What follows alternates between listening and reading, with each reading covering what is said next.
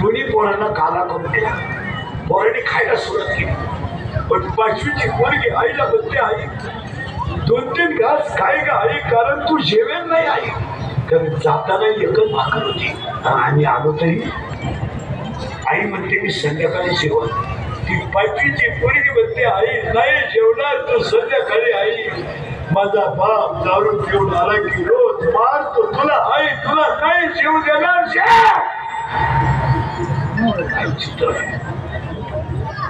आणि दोघांचा जीव लिहायला बसले. दारुड्या लागला. दारुड्याचा आवाज ऐकला. तिसरीचं पोरग घाबरलं. बहिणीच्या कुशीत आता ती त्याची बहीण नाही, आता ती त्याची आई आहे. तिला त्याला थापटायला सुरुवात केली. दारुड्यानं 2-4 शिव्या दिल्या.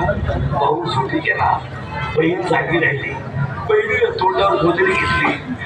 बघा बाप माझ्या आईला कसं मारतो हे पाचवीची पोरगी पाहते. याच्यापेक्षा वाईट चित्र काय काय वाईट आहे हो.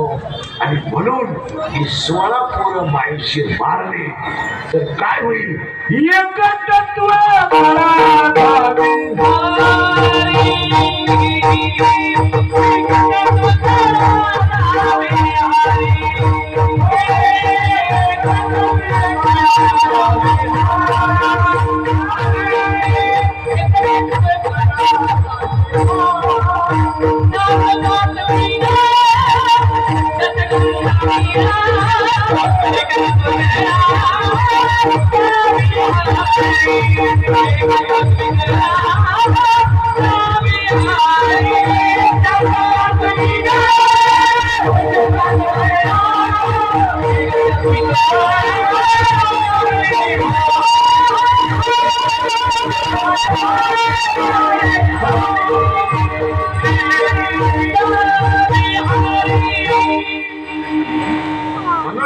परिवाराचे गंगापूजन आहे. आता गंगापूजन काय म्हणणार आहे एका मिनिटात सांगायचं राहिलं, सांगून टाकतो.